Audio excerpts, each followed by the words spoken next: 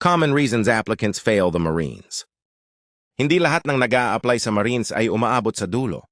At hindi ito dahil mahina sila. Kadalasan hindi lang sila handa. Una, kakulangan sa disiplina.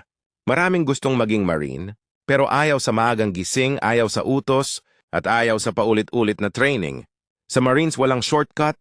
Kung hirap ka sa disiplina ngayon, mas mahirap doon. Pangalawa, mahinang mental toughness. Hindi lang katawan ang sinusubok, isip ang unang bumibigay. May mga sumusuko hindi dahil pagod, kundi dahil nadala ng takot, duda at pressure. Pangatlo, hindi handa ang katawan. Hindi sapat ang kaya ko to. Kailangan ng tamang paghahanda, takbuhan, push-ups, core strength. Kung hindi ka nag-ensayo, huwag umasa na papasa ka. Pangapat, maling dahilan sa pag-apply.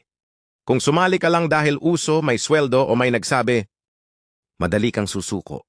Ang Marines ay para sa may malinaw na layunin, maglingkod, at panghuli, ayaw magsakripisyo. Ayaw mapagod, ayaw mahirapan, ayaw lumabas sa comfort zone. Pero tandaan mo ito, ang uniforme ay hindi ibinibigay, ito ay pinaghihirapan. Kung seryoso ka, maghanda ka.